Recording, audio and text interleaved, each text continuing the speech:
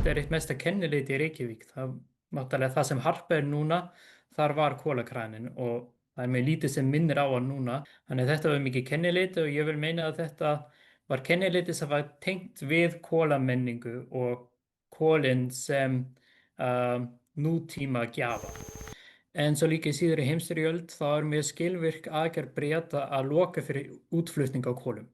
Og öll Norðurlöndin voru náttúrulega flytja inn þessi bresku steinkol og lenda þá í erfiðleikum. Og ef við lítum bara innflytningstölurnar þá flytja Íslendingar inn tvöfalt meiri olíu í dag en þeir geru á 8. áratugnum. Þannig að við höfum alls ekkert losað okkur við olíuna heldur bara að nota miklu meira á öðrum sviðum í dag.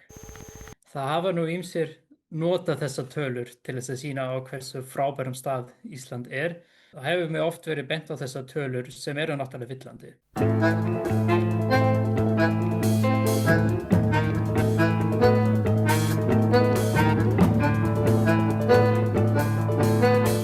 Þú ert að hlusta á Plan B, hlaðvarp loftslagsbreytingar og orkumál og ég heiti Jean-Rémy.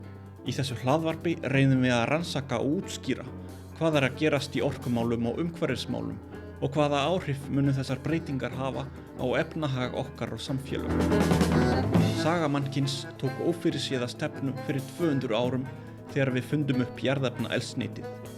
Sú orkulind hefur reynst vera einhvers konar hvalreki sem við höfum reist nútíma samfélögin okkar á. En nú neyðumst við til að breyta stefnu, þar sem jarðefnaeldsneyti er hvorki ótakmörkuð né gallalaus orkulind.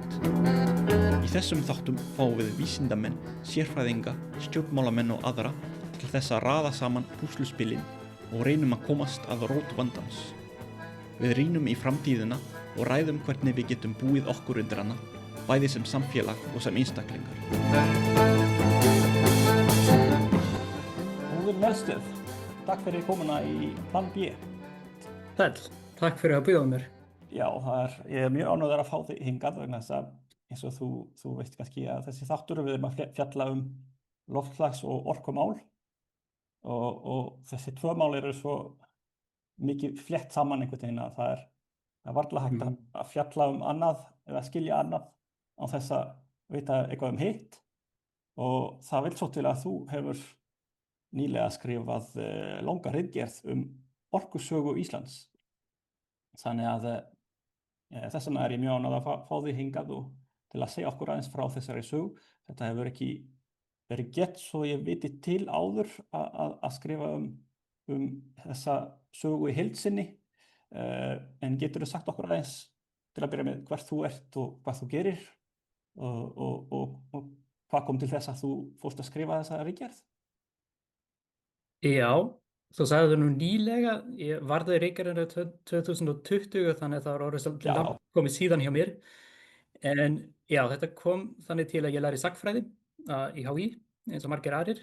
En svo fór ég út, ég sem sagt fæddur upp alveg erlendis og þannig að mér langaði aftur að fara út að halda áfram námi í doktorsnám og þá hitti ég tilvonandi leiðbeinanda minn sem var að sérhæfa sig í orkusögu en hann er frá Sviss, þannig að hann sérhæfði sig í svissneskri orkusögu og þá var til svona rannsóknarverkefni hjá mér að líta á orkusögu í gegnum alla þessa umræður samtímans. Við erum að tala orkuskipti núna en orkusaga hefur yfirleitt verið skrifuð út frá til dæmis raforkufyrirtækjum eða kol eða olíu en ekki sérstaklega hvernig orkuskipti verða.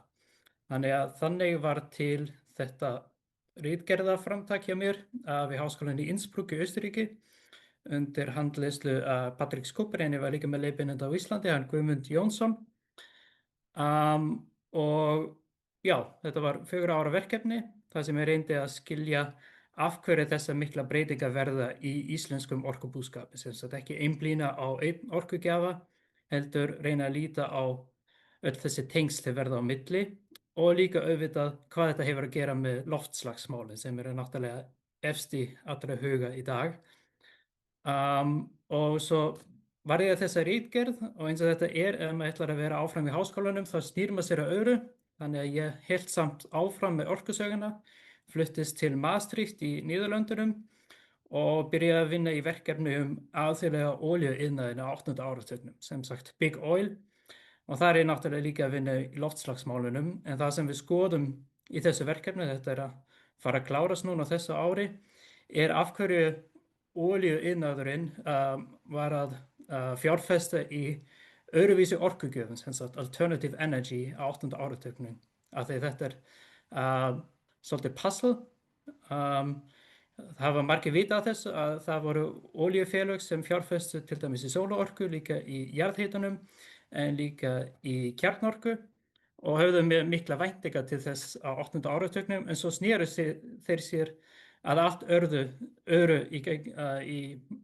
upp úr 1985 og við þekkjum þessar sögur af vondu olíufyrirtækjunum sem eru að reyna allt til þess að halda í olíuna, en í sögunni þá gerðu þeir ýmislegt annað og ég sem sagt að rannsaka það núna.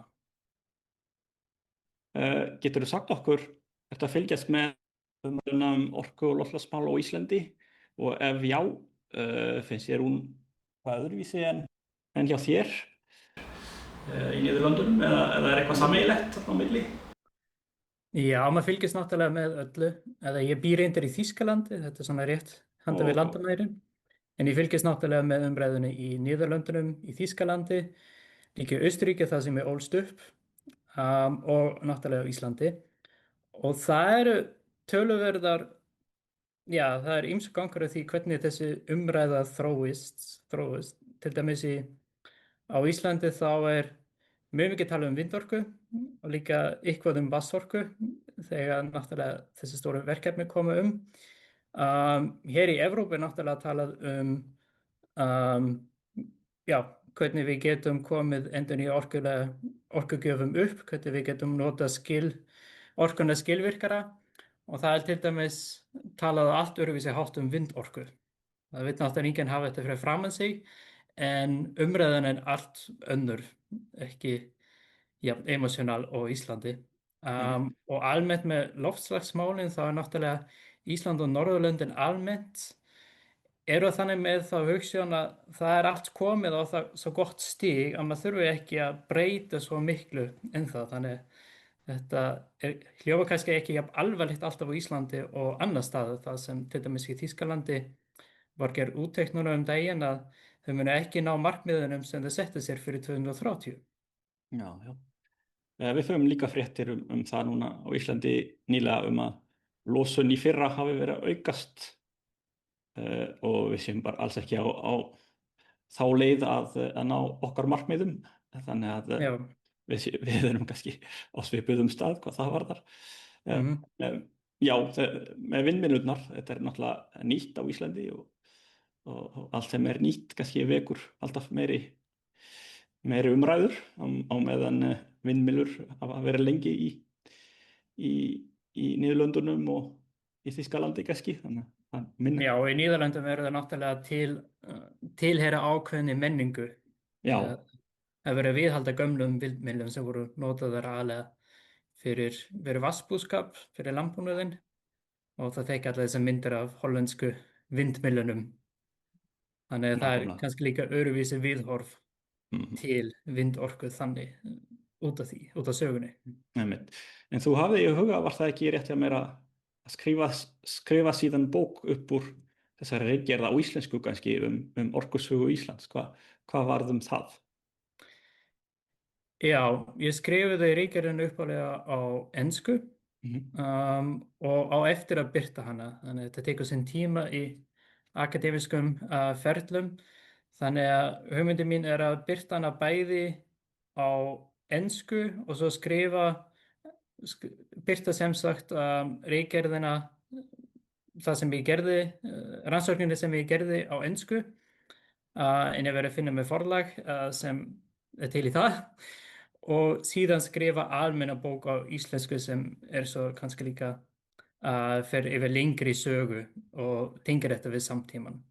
Þannig að ég hef ákveðin plön en þetta er ekkert að fara að koma út fyrir jólin núna. Ég skil. Það fylgjast með því og þú lætur okkur vita þegar úr þessu verður. Við ætlum að reyna að fara aðeins í gegnum þessa sögu, svona gegnum mismunandi tímabil og og þegar við erum búin að því þá kannski okkur hvað við getum eða getum við eitthvað lært af þessari sögu og hérna hvað eru spurningarna sem við þurfum að svara. Þannig að ef við byrjum aðeins á opninni áður en iðnaðarbyltingin fer í gang, sem sagt áður en kolin koma til sögunar, þá eru ýmsir orkugjafar til á Íslandi. Hvað eru Íslendingar að nýta sér þá? Hvaða orkugjafar eru þeir að nýta sér og í hvaða tilgangi? Já, á Íslandi voru þetta alveg eldsneytin sem fundust á eyjunni, til dæmis torf og líka bara sá timbur sem fannst og líka alls konar sem hægt var að safna. En þetta er náttúrulega sú orka sem við getum mælt. Það sem við getum ekki mælt, sem ekki kemur upp í tölum til dæmis, er vindorkan sem Íslendingar nýttu. Sem sagt, skipin, allar þessar samgöngur sem tengja Ísland og umheiminn sem voru alltaf í gegnum aldirnar, það er náttúrulega að reiðast af vindorkunni. Þannig Íslendingar hafa verið vindorkuþjóð með lengi og á landi var þetta náttúrulega hesturinn, sem sagt líforka, það sem tekur lífmassa og breytir honum í hreyfiorku í gegnum hesta en líka í matorku fyrir mannin sem sé í gegnum landbúnaðinn. Þannig Íslendingar hafa alltaf verið með ákveðna orkugjafa, þótt orkunotkunin er náttúrulega allt önnur fyrir iðnbyltinguna. Það var basically allt notað sem fannst, það voru einhverjir skógir sem voru náttúrulega notaðir í þeim mæli sem þeir voru til, en svo var náttúrulega öllu safnað hrís til dæmis sem mátti nota eða mátti brenna, náttúrulega mórinn þar sem hann var til. Á einhverjum stöðum var surtarbrandur, sem sagt þetta eru brúnkol sem voru notið einhverju mæli en reyndar ekki svo mikið. En lengi vel var mjög lítið innflutt eldsneyti. Þetta er ekki fyrir í stórum mæli er þetta ekki fyrir upp á 1870-80 að kol verða innflutt meira aðalega þá í kaupstaðina. En eitt sem við getum sagt með vissu er að Íslendingar verða mjög skilvirkir í húshitun, sérstaklega með torfhúsunum sem hafa ekki verið áleitin mjög nýmóðins, en þetta voru náttúrulega með orku skilvirk hús, það sem heldur hitanum inni og þarf ekki að hita jafn mikið og í stórum húsum. Já, það var mjög góð einangrun í torfinu í rauninni.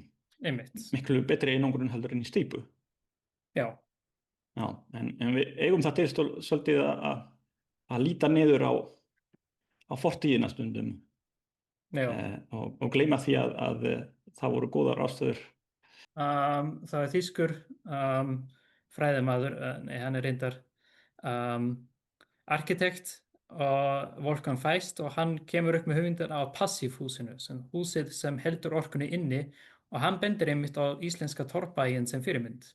Og þeir byrja á því að gera þetta á 8. áratugnum í olíukrís eða orkukrísinu miklu, sem sagt að hanna hús sem eru vel einangrað og það sem þú nota bara 10% er yfirleitt talan sem var sögð, og ef þú ert með óeinangrað hús. Já, sem eru hús á Íslandi til dæmis, sem eru ekki sérstaklega einangruð. Áhugavert. Síðan förum við svolítið í kolin, segir upp úr seinni hluta 19. aldar, þá byrjum við að flytja inn kol. Hvernig byrjar þessi kolavæðing og að hvaða leyti breytir hún samfélaginu okkar?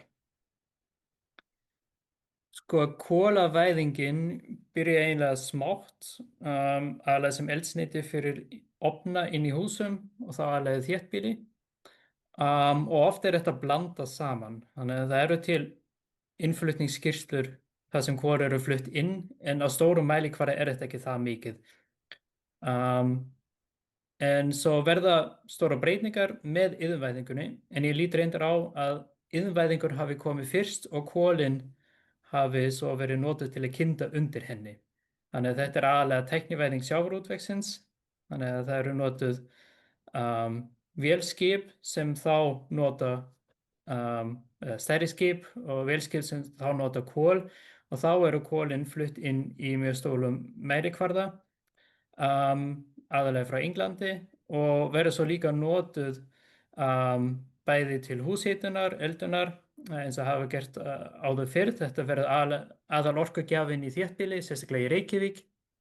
Þá er hérna hápunkturinn af kolunum er á 4. áratugnum, áður en hitaveitan kemur sem sagt.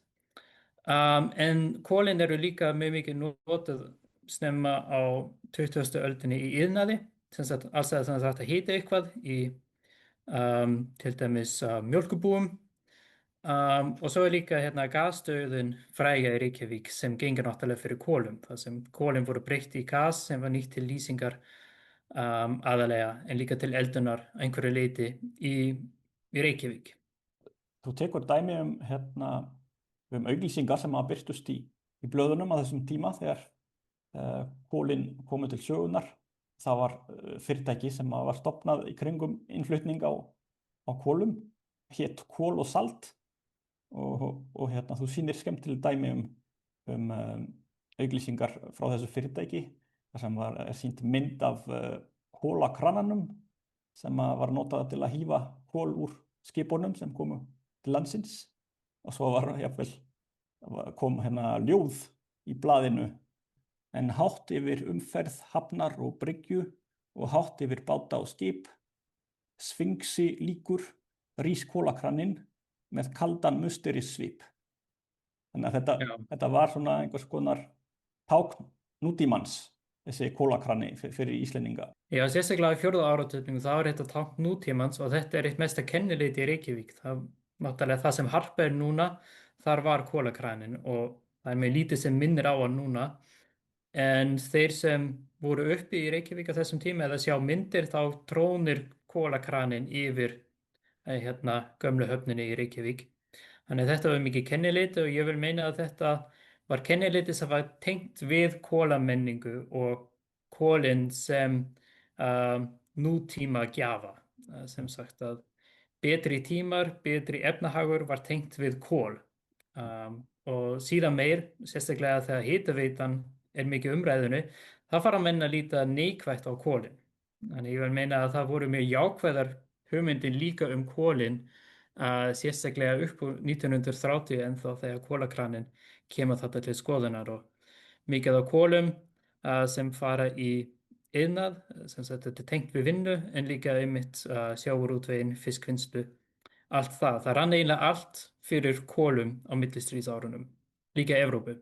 Þannig að við notum kolin bæði til húshitunar, fyrir iðnaðinn, á skipin og þú segir í ritgerðinni að á þessum tíma þá kemur flest af þessum kolum frá Bretlandi en svo lendum við svolítið í vandræði með það verður stundum sérstaklega þegar stríðið kemur til sögunar þá verður erfitt að fá kol frá Bretlandi og þá förum við að leita að lausnum og reyna að fá kol annars staðar frá. Hvernig verður þetta?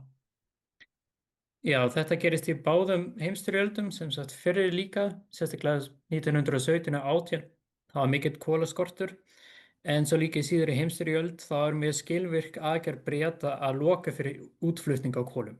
Og öll Norðurlöndin voru náttúrulega flytja inn þessi bresku steinkol og lenda þá í erfiðleikum. Það voru líka kol flutt inn frá Póllandi til dæmis, en flesta þessar leiðir lokast í stríðinu eða það er mjög erfitt að fá hágæða kol. Til dæmis síldarverksmiðjurnar kvarta undan því við ráðuneytin eða við ráðherra í annarri skrifstofu sem þetta var fyrir lýðveldið. Þeir kvarta undan því að þeir fá bara einhverja kolamylsnu frá Bretlandi núna. Þannig að það sem var flutt út voru ekki hágæða kolina því það fór náttúrulega í stríðsreksturinn í staðinn. Þannig að Íslendingar lenda í þessum innflutningsvandræðum, alveg eins og Norðmenn og Svíar einhverju leyti líka og Danir og skoða þá hvaða aðra valkosti er að fá. Í fyrri heimsstyrjöldinni það var til dæmis mikið notað mó. Það er til margar sögur mótekju í Reykjavík svona 1917 og 18. Líka þessum köldum vetrum En í seinni heimstyrjöld þá er komið annar valkosti sem er olían og það er sem sagt að nota ekki bara bensín sem gjafa fyrir mótora heldur að nota fuel-olíu, gasolíu. Og þetta er eitthvað sem er ekki flutt inn í risastórum mælikvarða fyrir stríð en á síðari heimstyrjöld, líka látt hana með herinn, þá verður möguleiki fyrir Íslendinga að nota þessa brennsluolíu eins og hún er stundum kölluð, sem sagt ekki bensínið heldur lægri gæða olíu, sem sagt gasolíu eða það sem við kallum svartolíu síðan, heavy fuel oil og gasolíu, að nota þetta í staðin fyrir kolin. Þannig að við tölum svolítið stundum eins og við höfum farið beint úr kolunum yfir í hitaveituna til að hita húsin, en það var ekki alveg þannig. Það var oft í rauninni farið kannski frekar í oljuna fyrst og svo seinna í hitaveituna. Hvernig var það? Já, þetta fer náttúrulega eftir í hvar maður lítur á landið. Eini staðurinn það sem umskiptin frá kolum verða beint til hitaveitunar, það er í gömlu Reykjavík, sem sagt. Reykjavík var náttúrulega miklu smærri fyrir 1950, þannig að hitaveitan hún er byggð aðalega fyrir sem sagt þessi fyrsta hitaveita sem er kláruð 1944 til 45, hún er byggð fyrir kjarnan af Reykjavík og þar er skipt frá kolum yfir í hitaveitu. En fyrir utan öll þessi svæði sem vaksa mjög eftir 1945, þar skiptir fólk frá kolum yfir í olíu og líka allri landsbyggðinni, sérstaklega á svæðum það sem það var annarkvort ekki til jarðhiti eða það var talið og dýrt að virkja jarðhitan til hitaveitu, þá fer fólk í olíuhitunina og olíufélögin eru líka grimmt að auglýsa þetta sé svo góður orkugjafi. Þetta er miklu hreinna en kolin, þetta er sjálfvirkt, þannig að maður er með termostat, þarf ekki að kynda kolin og nýta eiginlega svipuð rök og talsmenn hitaveituna þegar þeir voru að sannfæra bæjarbúar að það ætti að kjósa hitaveituna. 1938 voru þessar bæjarstjórnarkosningar, það sem var mikið að tala um það. Þessi rök eru með svipuð fyrir olíukyndingu, hún var talin miklu hreinara og fínara og skilvirkara og líka ódýrari. Þú sýnir skemmtilegt dæmi auglýsingu í blaðinu frá þessum tíma þar sem er spurt hvers vegna kjósa allir sjálfvirka olíukyndingu og þá eru taldir upp allir kostirnir. Hún er hreinleg, hún er reyklaus og svo framvegis og þetta minnir náttúrulega þetta eru sömu rökin sem eru notuð í dag til að fara yfir í græna orkugjafa. Sem sagt, það var litið á oljuna sem hreinn orkugjafi á þessum tíma miðað við kol. Já. Þú sýnir síðan líka að önnur afleiðing af olíuvæðingunni, það er í samgöngurnar hjá okkur breytast með tilkomu olíunar. Þú sýnir rit sem sést fjöldi bíla annars vegar og fjöldi hesta per 1000 íbúa og það fjöldi hesta fer niður og á sama tíma fer fjöldi bíla upp. Getur sagt eitthvað um það? Já, sko almennt það er mjög erfitt að skilgreina hverju umskipti verða. Þannig að þetta er, ef við lítum á söguna þá getum við ekki fundið eina heimild sem segir hérna verður umskipti. Heldur þarf maður eiginlega að móta þetta sjálfur sem rannsakandi eða ég sem sagnfræðingur ákveð bara hérna eru rök fyrir því og hérna er einhver sönnun fyrir því að það verður umskipti.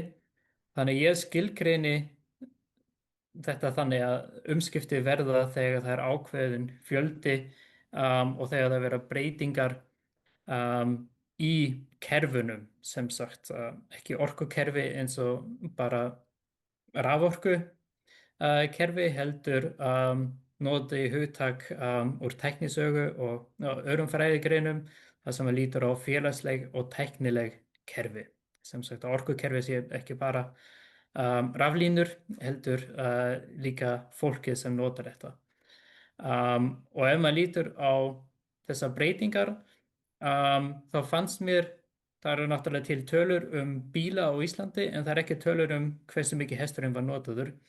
En mér fannst að ágætislausn væri að nota tölur hesta sem hægt væri að nota til útreiðar og bíla og það sést mjög skýrt að fjöldin af þessum hestum sem eru viðhaldir sem til þess að fara hann fer niður og fjöldi bíla fer upp. Þannig að það verður ákveðin umskipti á þeim tíma. Einmitt. Svo er annað sem önnur breyting sem verður, það er í landbúnaðinum. Þá koma traktorarnir til sögunar og þú sýnir hvernig það hefur áhrif á framleiðnina í landbúnaði. Hún verður meiri og þá á sama tíma verður þess að fjöldi þeirra sem vinna í landbúnaði fer að fækka mjög mikið og þetta er sama sagan í rauninni sem hefur gerst annars staðar í Evrópu, er það ekki? Meiri framleiðni í landbúnaði verður til þess að margir flytja í borgina og þannig breytist samfélagið. Já, þetta er almennt séð þannig að með tæknivæðingu landbúnaðarins verður líka þessar félagslega breytingar og já, þetta gerist með svipað á öllum stöðunum í Evrópu að já, fólk flytist í þéttbýlið að hluta til á þessum tæknivæðingum sem eru tengt orkunni. En ég vil ekki meina að bara þessi orkunótkun hafi valdið því. Þetta er náttúrulega mjög flókin félagsleg ferli sem tengjast öllu mögulega eins og líka almennt innvæðingu og líka bara viðhorfum fólks. Síðan kemur hitaveituvæðingin. Þú talaði að við vorum svolítið í vandræðum með kolin í báðum stríðunum, þannig að menn fóru að snúa sér að öðrum lausnum, bæði þá oljuna og svo annars vegar og svo hins vegar hitaveituvæðinguna. Hvað voru helstu hvatar sem að drífa þessa hitaveituvæðingu áfram og hvernig spilar pólitíkin inn í þetta? Já, það eru náttúrulega ýmsar hugmyndir hvernig ætti að nýta jarðhitann þegar áður en hitaveitan kemur. Það sem einkennir kannski jarðhitanotkun á Íslandi er að þetta er yfirleitt notað á staðnum fyrir en við byggjum þessa hitaveitur. Þannig að þetta er alveg notað en það eru ekki stórir innviðir til þess að flytja vatnið það sem það gæti notað. Þannig að þetta er notað til að elda, til að baða sig, til að þvo þvott, á einhverjum hluta til þess að í innaði, til þess ullar innaði í Mosfellssveit. En svo eru ýmsar hugmyndir að maður gæti nota þetta líka á stærri mælikvarða og það mótast með mikið af hitaveituvæðingu í Evrópu. Til dæmis þessar fínar borgir, það sem til dæmis Kaupmannahöfn, það sem hitaveita er gerð og til dæmis New York var líka með stóra hitaveitu. Þannig að þetta mótast hluti til að þessum hugmyndinum og það veri hægt að hita borg eins og Reykjavík, þetta átti að vera fín borg með þessum nýjum innviði, þeim sagt það sem ekki allir eru með kolaofn eða olíuofn síðan meir, heldur með þessa veitu sem veitir vatnið og hitan í öll íbýli. En þetta mótast plönu fyrir hitaveituna verða fyrir heimsstyrjöldina og eru eiginlega fullkláruð fyrir heimsstyrjöldina. Þannig að það var ekki kolaskorturinn sem olli því að hitaveita Reykjavíkur var byggð, heldur var þetta frekar óttinn við vandamál á innflutningum á kolum að þeir menn vissu náttúrulega hvernig þetta fór fyrir heimsstyrjöld, að það gæti verið vandamál við að flytja inn kol og það væri öruggara að vera með hitaveitu. En svo verða náttúrulega líka með háleitu hugmyndir að ætti að nýta þennan innlenda orkugjafa og gera eitthvað frábært fyrir borgina og það eru sérstaklega sjálfstæðismenn í borginni sem verður með hughyllir af því og líka verkfræðingar sem eru með mikið á bakvið það að koma þessari hitaveitu á En svo eru líka með mikla deilur það hvort að hitaveita væri besti valkosturinn, af því það eru líka margir sem telja rafhitun góðan valkost. Það er fyrirmyndin Noreg, þar sem flest híbýli voru hituð með raforku og vatnsafli á þeim tíma og þeir færi alveg góð rök fyrir því að það þarf ekki að byggja neina nýja innviði ef við notum raforkuna, af því það var búið að fjárfesta í vatnsorkuverum á millistríðsárunum, sérstaklega Reykjavík með Ljósafossvirkjun, að þá verða þessar deilur sem verða þá líka pólitískar deilur hvað ætti að vera framtíðin í húshitun í Reykjavík, og við vitum að hitaveitan, hún varð uppi og það var sérstaklega þeir sem töluðu fyrir hana voru með sannfærandi rök að þetta veri hreinna en kolin, sem raforkan var náttúrulega líka, en að þetta veri líka betri, öruggari og líka innlendur orkugjafi. En svo vitum við að það var ekki svo einfalt að virkja jarðhitan, þessi hitaveita sem var byggð hérna á stríðsárunum, hún virkaði ágætlega á sumrin, vorin og haustin, en á veturna þegar það mesta þörfin var, þá lenti hún ítrekað í vandamálum. Þannig að þá var jafnvel gerð þessi toppstöð, sem sagt eiginlega raforkuver sem við líka nota sem hitaver til þess að hita vatn á köldustu dögunum, af því húsin þurftu náttúrulega mesta vatn á köldustu dögunum. Þannig að þetta var svolítið flókin saga og hitaveita Reykjavíkur var lengi að rétta úr því að semst að geta boðið upp á þessa hitun.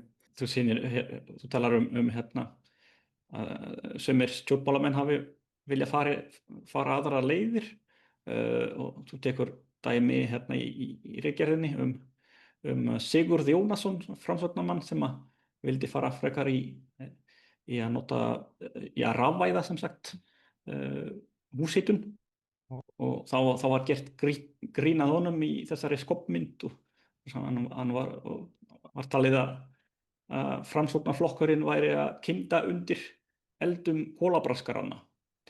Og sem sagt, kaupmenn sem voru að flytja inn kola á þessum tíma voru ekki alltaf sérstaklega vinsælir. Það var litið svolítið svo á að þeir væru að svindla á fólki jafnvel. Já, og okra. Já. Þetta er svolítið sama umræðan og í dag með olíuna og olíufélögin. Þú talar líka það sem mjög áhugavert að þessi hitaveituvæðing, hún fléttist svolítið saman við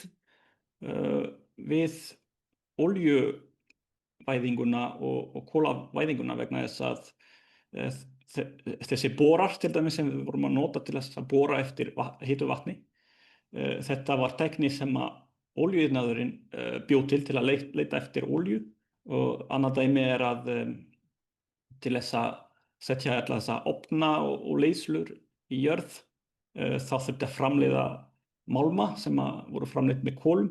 Þannig að þessi hitaveituvæðing, hún hefði ekki verið möguleg nema með tilkomu olíunnar og kolana, eða ekki? Já, þetta er ein af mörgum tengingum sem að hefur á milli orkukerfa sem reyni að líta til, af því að það er svolítið tilheyning að líta á frumorkugjafi, líta á olíu eitt og sér, líta á koli eitt og sér, líta á jarðhita eitt og sér, en þetta er náttúrulega tengt og er oft í samþróun. En dæmi sem nefnir áhrif á olíuiðnaðarins og olíutækni á jarðhitan, þetta er eitt sem, rannsóknarverkefni sem ég hef undanfarið verið að vinna hérna í Maastricht sérstaklega, líka alþjóðlega, af því að alþjóðlega jarðhitaiðnaðurinn, hann byggir með mikið á olíuiðnaðinum. Og svo ég tek bara dæmi hvernig þetta gerist á Íslandi.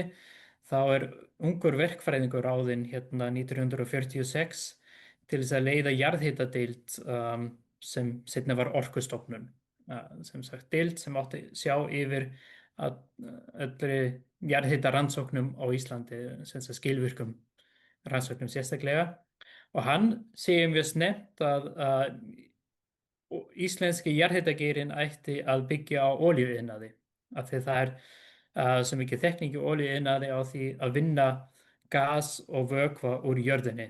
Fyrst að leita að honum og síðan vinna hann, bora eftir honum og koma honum upp á yfirborðið og breyta honum í orku. Og þetta sýnist kannski mest, þetta bæði í leitunartækni þá nota jarðvísindamenn aðferðir úr olíuiðnaðinum, en sérstaklega með borana þá fluttur inn mjög frægur gufubor kringum 1960, hann kemur held í 1958, gufuborinn Dofri og hann olíubor. Og Gunnar Böðvarsson, verkfræðingur og síðan jarðvísindamaður, hann barðist mjög lengi fyrir því að fá þennan olíubor til þess að bora hérna á Íslandi. Og það var aðalega að því að olíuborarnir, þetta var sérstök tækni sem var náttúrulega miklu dýrari, en hún gat stílað við gassprengjur í jörðinni. Sem sagt, ef maður borar inn á olíusvæði þá lendir maður oft í jarðgasi, og ef það blæs upp þá þarf maður að hægt að bora áður en maður kemur á olíunni. Þess vegna var þessi tækni þróun, svokallað oil well rotary drilling, sem gat díla við þetta gas í jörðinni. Og það sem gerist í fyrstu djúpborunum á Íslandi sem voru reyndar sérstaklega í Hveragerði og á Hengilssvæðinu, þar boruðu þeir niður og lenti í því að það fór að streyma mjög mikil gufa, mjög mikil jarðhiti áður en þeir komu að heitasta svæðinu í jörðinni. Og með gufubornum þá var vonin að maður gæti borað niður og nýtt jarðhitann betur, nýtt sem sagt gufuna betur þá. En svo reyndist þetta mjög góð tækni til þess að bora dýpra eftir heitu vatni líka. Og sérstaklega í Reykjavík þá var hitaveitan stækkuð upp á 1960 og það aðalega með nýjum heitavatnslindum sem eru fundar með tækni sem byggir á olíuleitatækni og boraðar með þessum nýjum gufubor Dofra, sem gat borað dýpra niður og skilvirkara en önnur bortækni. Þannig að það eru ýmsar tengingar á milli orkugjafna og líka tækninar, og það náttúrulega ein stór tenging á milli jarðhita og olíu eða kolum til að byrja með, og það verðlagið. Af því að hitaveituverð alltaf útreiknað, sérstaklega í byrjun þegar innviðirnir eru byggðir, þá þetta reiknar út frá því hvað meðalverð til þess að kynda hús með kol eða olíu. Og hitaveitugjöldin, þau reiknast alltaf, ég fundið þetta í eiginlega öllum skjölum frá hitaveitum, sérstaklega í Reykjavík, þá reikna þeir alltaf hvað meðalverðið á eldsneytinu, sem sagt til að byrja með, þá þetta kolin, og reikna svo hitaveitutaxtan hversu mikið þeir mega rukka af fólki í samanburði við þennan áður ríkjandi orkugjafa. Og eftir stríð þá þetta yfirleitt olíuverðið sem tekið til fyrirmyndar fyrir hitaveituverðið. Þannig að það eru oft tengingar á milli orkukerfana sem vert að líta til. Og þú nefndir aðeins áðan að það voru ýmsar áskoranir í byrjun þegar var farið í þessa hitaveituvæðingu. Veturinn gat verið svolítið erfiður af því maður þurfti þá mjög mikið af heitu vatni yfir köldustu dagana, en nánast ekki neitt á sumrin. Þannig að svo var önnur áskorun sem að það þurfti náttúrulega líka að sannfæra almenning að þetta væri sniðugt að fara yfir í heita vatnið frekar en oljuna eða kolin, og þá aftur að farið í svona herferðir, og svo svona dæmi það hérna í blaðinu sem að kostir þess að fara í jarðhita voru taldir upp. Reykurinn yfir bænum, hann fer þess hitaveitunni og svona fleiri kostir sem voru teknir í myndina. En hvernig gekk að sannfæra fólk að þetta væri betri lausn? Það voru alls ekki allir sannfærðir að þetta myndi ganga upp, að þetta myndi virka, en það eru ákveðnir þættir sem fólk undirstrýkar, sérstaklega talsmenn hitaveitunar, en það eru líka verkfræðingar í líki hlutverki að útskýra að þetta myndi ganga upp og að þetta veri betra en kolin. Svo blandast náttúrulega pólitík líka í þetta, En til þess að ég færi rauk fyrir því að til þess að hitaveitan gæti komið upp á, þá þurfti náttúrulega að fólk að vilja fá þetta og fólk þurfti náttúrulega, sem sagt, almennir íbúar þurfti náttúrulega líka að greiða reikningana og vera heilshugar með í þessu. Þannig að þeir þurftu að vera sannfærðir að þeir voru hluti af umskiptunum. Þetta var ekkert bara bæjarstjórinn sem ákveður þetta. Hann hefur náttúrulega mjög mikil áhrif, en fólkið verður náttúrulega líka að borga reikningana og já, tekur þátt í þessu ferli. Þannig að maður má ekki líta á orkunotendur bara sem svona passífa hluttangendur, heldur móta þeir líka verkefni eins og Hitaveitu Reykjavíkur, eins og sást í með mörgum umræðum og líka í því að verkfræðingarnir þeir reiknuðu út hvað mikið það kostaði að hita með kolum og það gáði þeir afslátt og þeir hugsaðu að þetta þyrfti að vera aðeins ódýrara til að halda fólki við. Þannig að fólk fekk einhvers svona tryggingu fyrir því að það væri alltaf að borga aðeins minna heldur en ef það væri að kaupa olíu eða kol. Já, þannig var hugsa verkfræðingana þegar þeir komu upp með hitaveitutaxtana, en svo átti verðbólga náttúrulega því að þetta var ekki alltaf sýnilegt að þetta væri ódýrara og eitt sem var mjög óvinsælt hjá öllum hitaveitum í byrjun er það að hitaveitutaxtar voru hækkaðir og það var oft sem sagt það var bent á olíu eða kolíuverð sem hækkaði og það var sagt að hitaveitan ætti náttúrulega að hækka taxtana líka þá. Þannig sérstaklega á fyrri árum hitaveitu á öllum stöðum í Íslandi þá var þetta mjög mikið umræðumál og sýnir líka að þetta skiptir máli hvort að fólk til í að borga þessa hitaveiturreikninga. Já, þetta var sem sagt ekki sjálfsögðu umskipti og þetta svona ýmislegt að koma til. Síðan kemur aðeins að á 8. áratugnum þá allt í einu hækkar olíuverð töluvert á þessum tíma tvisvar í röð, fyrst 73 og síðan 79. Verður olíukrísan hérna á Íslandi, verður hún eitthvað öðruvísi en annar staðar eða ekki og hvað eru helstu afleiðingar af henni fyrir íslenskt samfélag? Já, þetta náttúrulega olíuskellinir eða olíukrísan fræga sem var náttúrulega verðkrísa að því yfirleitt þá var ekki mikill olíuskortur. Þannig að þetta er svolítið misskilningur líka í minningunni, við hugsum alltaf olíuskort og einhverja bílalausa daga í Evrópu, en þetta voru bara örfáir dagar, þannig að yfirleitt var nóg olía til, bæði á Íslandi og annar staðar, en hún náttúrulega snarhækkaði í verði, sem aðeinslega þróun. En það sem náttúrulega öðruvísi á Íslandi að Íslendingar eru ekkert að flytja inn frá OPEC-ríkjum, sem sagt arabískum olíuinnflytjendum, olíuútflutningsríkjum, heldur eru með þessar samninga við Sovétríkin og hafa aðalega verið að flytja inn olíuafurðir, sem sagt bæði bensín og brennsluoljur frá Sovétríkjunum frá 1956. Þannig að það var engin umræða ekki mikil umræða, það var einhver ótti en þegar samningarnir við Sovétríkin voru gerð á hverju árið, voru gerð haustið 73, þá var engin ótti olíuskort lengur, en þetta var náttúrulega tengt alþjóðlegu verði, þannig að verði ríkur upp og þetta hefur aðalega tvær afleiðingar á Íslandi, sérstaklega fyrir rafveitur sem nota dísil orkuver, sem sagt dísilstöðvar. Þetta var alveg notað í litlum þorpum sem voru ekki tengt stórum vatnsaflsverum.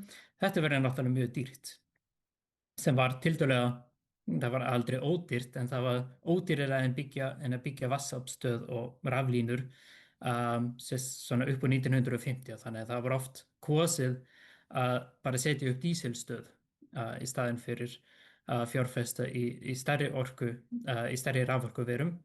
Þannig að þessi dísil raforkuframleiðsla, hún verður mjög dýr og henni verður fljótt reynt að skipta henni út sem fljótast með því að tengja orkusvæðin á Íslandi, þessi fræga byggðalína.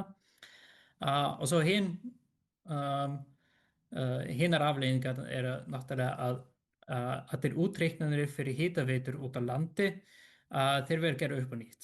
Til dæmis á þorpum eins og borgum eins og Akureyri og Húsavík það var oft litið á jarðhitakostinn svona upp á 1950-1960 en það var talið ekki borga sig af því að það verið dýrt að fjárfesta í þetta eða það verið erfitt eða reynlega ekki til nógu mikið vatn en með hækkuðu olíuverði þá verið þetta reiknað upp á nýtt og með nýrri tækni þá líka mjög mikið leitað að jarðhita út allt land á 8. áratugnum og þá gefast skilyrði til þess að fjárfesta í nýjum hitaveitum og þetta er sem sagt mjög mikið hvati til þess að hitaveitu veiða en það er náttúrulega ekki þannig að hitaveitur hafa ekki verið til fyrir 1970 þannig að þetta er hvati sem verður í lengri þróun en þetta hefur töluverð áhrif til dæmis það voru plön að samtengja höfuðborgarsvæði sem sagt að bjóða hinu sveitarfélögum Kópavogi, Hafnarfirði inn í hitaveitu Reykjavík og þetta verður svo að veruleika á þessum tímabili hás olíuverðs sem er náttúrulega mikill hvati bæði fyrir fólk af því það vil hafa lægri húshitunarkostnað en líka fyrir alla útreikningana hvað það myndi kosta og hvernig þetta myndi borga sig af því að þeir sem hanna hitaveitur eða byggja þær hugsa náttúrulega hversu mikið getum við rukkað fyrir hitan og ef olíuverðið er hátt þá getur við rukkað náttúrulega meira þannig að þetta var efnahagslegur hvati á endunum til þess að byggja þessa hitaveitur. Já, svo tekur þú dæmi líka að það skapast þá á þessum tíma út af olíukrísunni þá skapast alls konar umræður aðra orkugjafa sem væri mögulega hægt að nota í framtíðinni. Þú tekur dæmi blaðagrein hérna sem spyr hvort að togurum framtíðarinnar verði siglt fyrir ammóníaki. Þannig að það voru alls konar hugmyndir sem í rauninni eru ennþá tilraunamaður í dag en eru rauninni ekkert ný af nálinni. En það verður ekkert úr þessu náttúrulega er það kannski vegna þess að olíuverð fer síðan aftur að lækka eftir kannski á 9. áratugnum og þá einhvern veginn hverfur þessi hvati til að fara lengra í einhver orkuskipti. Já, það er aðalega það sem breytir öllu. Sérstaklega í kringum 1980 þá er olíuverðið náttúrulega sem hæst eftir írönsku byltinguna og þá er alls þar í heiminum verið að leita alls konar orkugjöfum og olíufyrirtækin eru líka að leita alls konar alternative energy og það er til dæmis mjög mikið leitað til ammóníak en líka annars konar eldsneyti sem er hægt að framleiða úr bæði lífmassa og olíu eða kolum. Þannig að það eru ýmsar hugmyndir og ýmsar rannsóknir í gangi líka vetni en til dæmis líka metanól sem er hægt að framleiða úr mörgu og það eru hugmyndir að hanna allt orkukerfið í kringum aðra orkugjafa sem eru þá líka hreinni. En þetta snar breytist sérstaklega, ég veit ekki, það breytist mjög mikið svona upp á 1983 þegar olíu fer að lækka aftur. Þá eru mörg af þessum rannsóknarverkefnum eru bara hætt og líka áhuginn til dæmis á rafbílum og líka á öðrum orkugjöfum, hann lækkar aftur. Og svo verður eina gaggbylting í heimi olíunar 1986 þegar olíuverðið hríðfellur og ef maður lítur á raunþróun sem sagt ef maður reiknar út verðbólguna þá er olíuverðið aftur á sama stað 1986 og það var fyrir 1973. Þannig að olían er ódýr aftur þótt ég vil ekki segja að hún hafi verið hræg ódýr, þetta kostiði alltaf eitthvað en þetta breytir náttúrulega möguleikana fyrir aðra orkugjafa. Og kannski einn þáttur í því að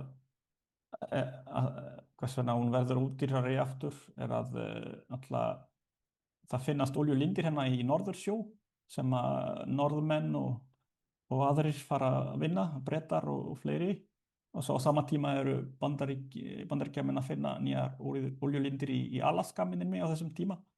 Þannig að allt í einu verður meira frambúð af olju og þá fellur verðið aftur, er það ekki?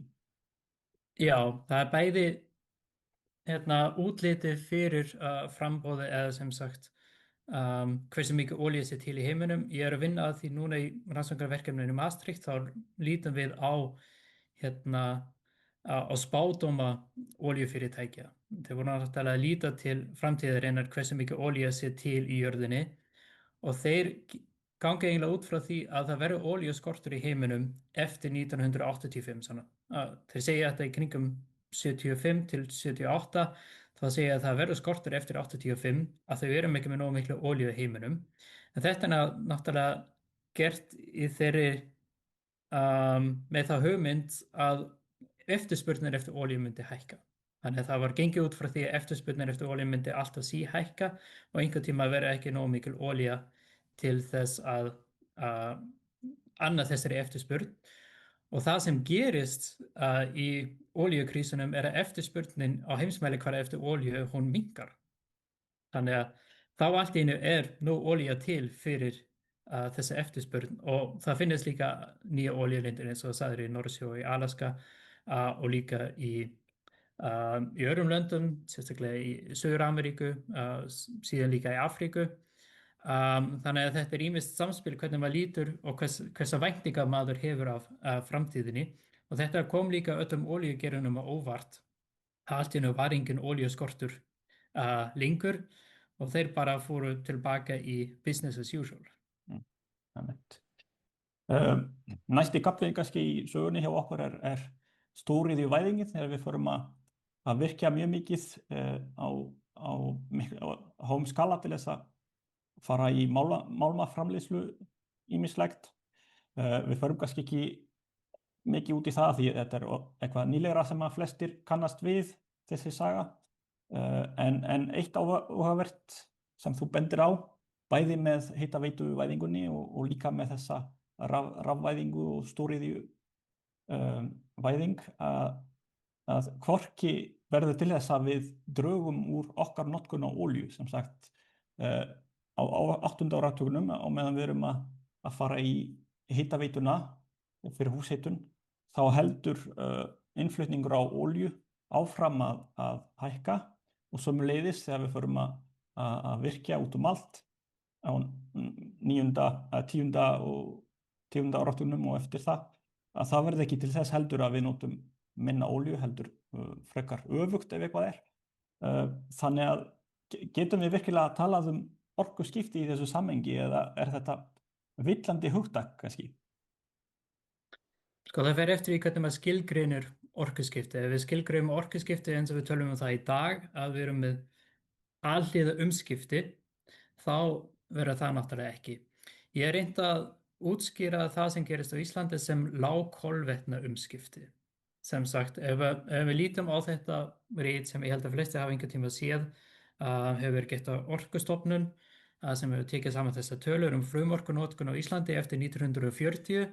Ef við lítum á hlutföllin þá sér maður að koljan og olía fer niður eftir 1940 og núna er þetta aðalega jarðhiti og vatnsorka. En ef maður lítur á tölurnar yfir absolúta notkun, þá er þetta náttúrulega allt öðruvísi af því við notum náttúrulega miklu meiri, eða framleiðum miklu meiri orku og við gerum áður fyrr. Þannig að þetta skapast líka, þetta hlutfall skapast líka þeim, kemur líka til að þeim tölum. En það er rétt eins og það bendir á að það í heildina séð þá verður engin lækkun með þessum umskiptum. Það er almennt tala það að við höfum verið með orkuskipti í húshitun á 8. áratugnum og mér finnst rétt að skilgreina það sem orkuskipti í húshitun en það er ekki orkuskiptin úr olíu þá. Af því að olíunotkun sérstaklega í samgöngum, hún hækkar áfram þótt hún sé lítil í iðnaði, raforkuverum eða í húshitun eftir það.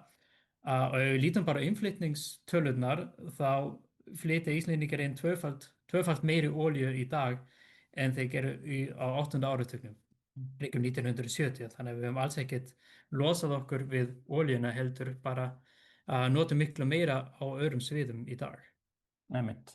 Þannig að það, við getum alveg talað um orkuskipti á ákveðnum sviðum en ekki á heildina litið og við erum í rauninni að færa olíunotkunina úr einu sviði yfir í annað, til dæmis Já, úr húshitun yfir í bílasamgöngur og jáfnvel ég myndi segja að í dag þá erum við svolítið að færa olíunotkun úr bílasamgöngum með því að rafvæða bílana og yfir í flugsamgöngur vegna þess að við erum að auka já, mjög mikið flugsamgöngur. já, flugsamgöngur eru náttúrulega miklu meira en það voru hérna á 8. áratugnum til dæmis. Einmitt. Finnst þér það sé verið vísvitandi verið að villa fyrir fólki þegar maður að benda í þessar prósentutölur sem að ef þú nota prósentutölunar þá lítur út sem að við séum að draga úr okkar notkun á jarðefnaeldsneyti en það er náttúrulega villandi. Heldur þú að þetta sé viljandi gert stundum af stjórnmálamönnum og öðrum til þess að láta líta út sem allt sé í lagi og allt á réttri leið hjá okkur? Já, það fer náttúrulega eftir í hvernig maður bendir á þetta, en það hafa nú ýmsir notað þessar tölur til þess að sýna á hversu frábærum stað Ísland er og segja að já, 1940 vorum við allir í kolum og olíu og nú er þetta allt öðruvísi. Það hefur mig oft verið bent á þessar tölur sem eru náttúrulega villandi. Af því það segir ekkert hversu há orkunotkunin var 1940, hún var mjög lítil í samanburði við í dag og já, þessar tölur eru villandi en ég verið að viðurkenna að þegar ég byrjaði að rannsaka þetta þá fannst mér var ég eiginlega líka villtur af þessum tölum. Þannig mér fannst að þetta væri að ég ætti að rannsaka þessa sjálfbærnisvæðingu. En ef maður lítur nánar í söguna og hvað breyttist í raun og veru, þá sér maður að þetta hafa ekki verið græn umskipti yfir allt, heldur á ákveðnum sviðum og yfir heildina séð, þá hefur náttúrulega orkunotkun Íslendinga snar hækkað. Og líka ef við lítum á útblásturinn náttúrulega, þá er hann miklu hærri en hann var á 8. áratugnum.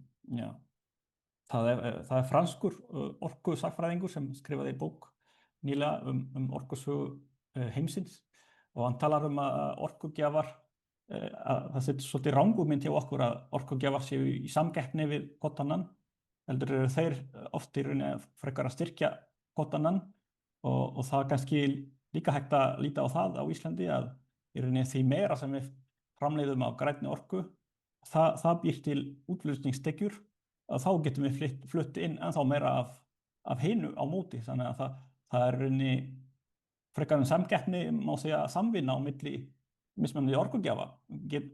Lítur þú líka þannig á eða? Já, Fressos, hann skrifar mjög vel og er með, já, hann kemur þessari kenningu mjög vel fram að það hafa ekki verið transitions heldur additions, eins og hann orðar það á ensku. Orkustöflun, getum við kallað það orkustöflun, við erum að stapla. Já, ef við lítum á svona orkurita að þetta hafi bara verið staplað og kemur ofan á annað. Og það er sagt ef við lítum á tölurnar, en mér finnst að sagan er aðeins flóknara en það. Við höfum verið með umskipti og við ættum ekki að líta svo á að þessi orkukerfi sem hafa komið til og eru uppi í dag gætu ekki breyst. Það gerir mjög fáir ráð fyrir því að kolin myndu hverfa í kringum 1930. Og það hafa verið orðið mjög víðamikla breytingar á orkukerfum, þannig að þetta er ekki bara að eitthvað annað að þessi alltaf verið aukast, heldur verið líka með víðamikla breytingar í orkukerfum og orkubúskapi, það sem Ísland er gott dæmi, með jarðhitann í staðinn fyrir kolin og olíu og líka ef við lítum bara á breytingar sem urðu með frá kolum til olíu og þetta voru víðamikla breytingar. Þannig ég er svolítið ósammála Fressos með þessa túlkun að það hafi aldrei verið umskipti en það er náttúrulega rétt að almennt séð hefur þetta verið aukast. Þannig við verum á heildina litið. Á heildina litið þá verum við að líta á það en samt eru svona merki umskipti og ef við lítum til þess að tölurnar á Íslandi þá ef að sjávarútvegurinn myndi rafvæðast eða vetnisvæðast, þá myndum við líta allt öðruvísi á þessar tölur. Og ef að það veri til dæmis um, aðferð til þess að framleiða ál án kolaskauta, sem sagt án þetta kolefni sem hefur alveg verið þróið og prófuð, þá myndum við líta allt öðruvísi á þessar tölur. Þannig ég vil ekki útiloka að það geta verið með umfangsmikil umskipti. Nei, við megum ekki útiloka að það sé hægt og hann útilokar það ekki heldur, hann fresa það heldur en hann bara tala um fortíðina, hinga til hefur það ekki gert en vonandi getur það gert í framtíðinni. En hérna, þú spyrð síðan eina spurningu í upphafi ritgerðarinnar, þú spyrð getur Ísland verið fyrirmynd fyrir heiminn, hvað varðar orkumál og orkuskipti, og hérna þú nefnir ýmis dæmi að fólk hafi talið að Ísland geti verið fyrirmynd. Hvað þitt var við því eftir að hafa rannsakað þetta? Hvað getum við og aðrir lært úr þessari orkusögu Íslands sem sagt, og getum við verið einhvers konar fyrirmynd? Já, það er náttúrulega mjög erfitt að gera það sama á Íslandi annars staðar. En það sem ég reyni að benda á er að við notum ekki jarðhitann bara af því að hann er til staðar. Við notum hann af því að það voru ákveðna ákvarðanir í fortíðinni sem ollu því að við fórum að nota þetta.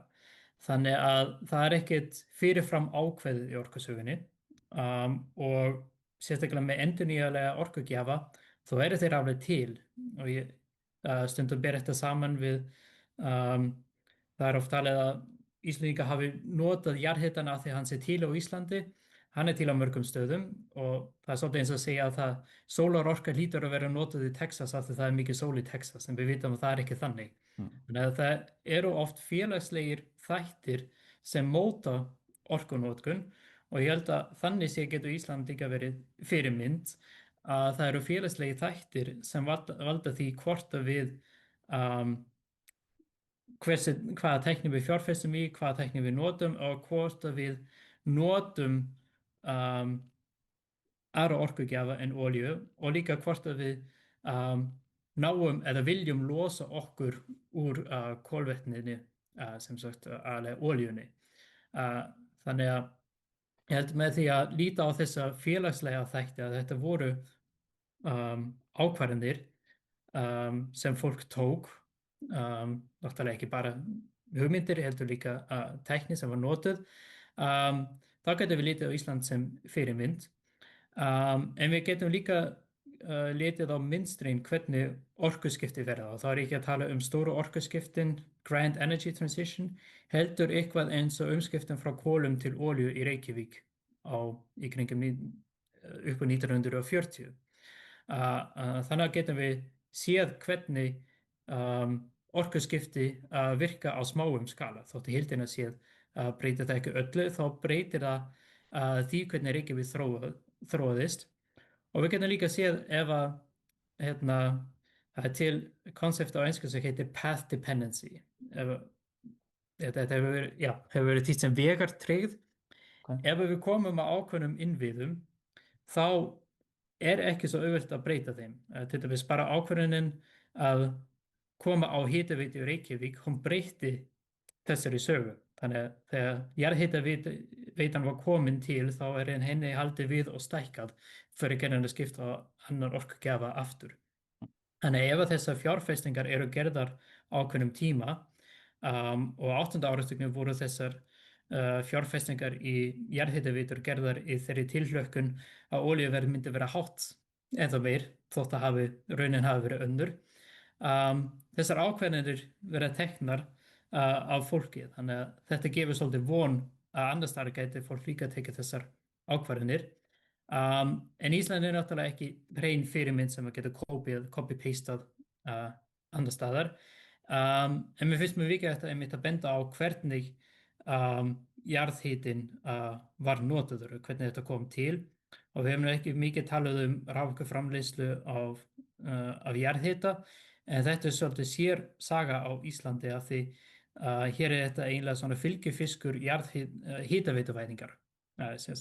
Fyrsta stóra hita orkuveri í Svartsengi fyrir hitaveitu Suðurnesja og þá eiginlega til að koma hitaveitu til fólksins og fyrsta jarðhita orkuveri sem reyndar virkaði ekki nógu vel til að byrja með var í Kröflu. Þannig þetta er með öðruvísi en annars staðar þar sem jarðhitinn er aðalega notuð fyrir raforku notkun. Hér er hann aðalega notuð til húshitunar og síðan meir sérstaklega til jarðhita. Þannig að það er ýmislegt sérstakt sem gerist á ákveðnum stöðum og ég held að við erum að skilja þetta af hverju þetta gerist á ákveðnum stöðum til þess að setja þetta í samhengi. Já, mitt. Ég held að sé góður punktur hjá þér að líta svolítið á félagslegu hliðina af þessum orkuskiptum eins og hitaveituvæðinguna. Það þurfti náttúrulega að vera ákveðið samheldni og traust á stjórnmálamönnum til þess að þetta væri hægt. Fólk þurfti að vera með í þessu og það er kannski auðveldara í svona litlu samfélagi þar sem ríkur frekar mikið traust eins og á Íslandi. Þegar til dæmis olíuverð lækkaði þá hefði verið hægt að segja við skulum bara sleppa þessu og halda áfram með olíuna en það var vilji til þess að halda áfram og klára þetta, jafnvel þó það veri ekki alltaf kannski hagkvæmt.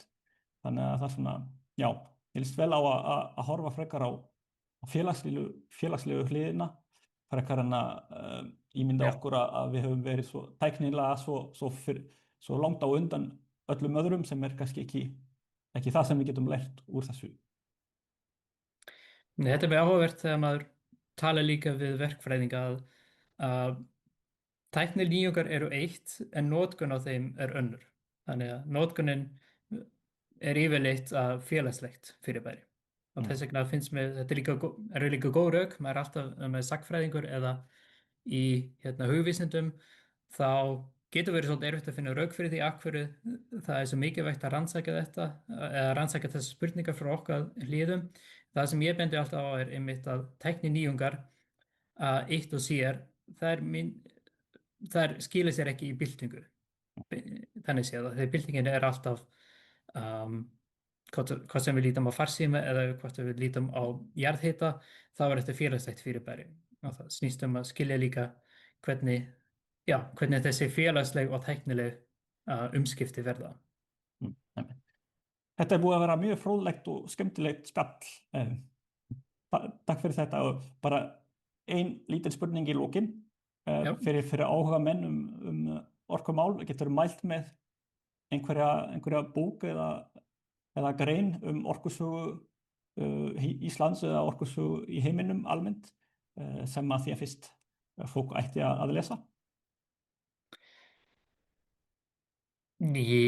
Það er ýmislegt til fyrir þá sem hafa áhuga á grúsku orkusögu Íslands þá hefur náttúrulega ýmislegt verið skrifað sérstaklega jarðhitann eða orkuveitur út á landi, þannig að það eru til ýmsar bækur. Af nýjum bókum þá er náttúrulega Fressos sem þú nefndir áðan að þetta er mjög áhugaverð og aðgengileg bók og af fræðibókum þá finnst mér eiginlega ein bók sem mótaði mjög hvernig ég lít á orku. Það er Christopher Jones, Routes of Power og ég nefndi hann áðan, hann lítur á sögu orkuskipta í Bandaríkjunum á 19. og 20. öld og er mjög sannfærandi í því hvernig við ættum að skoða orkuskipti og sannfærði mig sjálfan að það sé þess virði að stunda orkusögu rannsóknir. Þannig að ég get mælt með þessum bókum og svo hef ég skrifað eitt og þetta íslenska orkusögu sem er líka aðgengilegt á netinu ef fólk hefur áhuga. Frábært, við kíkjum á það. Já. Óðinn Melstjörn, takk fyrir þetta skemmtileg spjall og takk fyrir komuna. Gangið það vel í því sem þú ert að rannsaka áfram og við sjáumst kannski bara einhvern tíma seinna. Takk fyrir.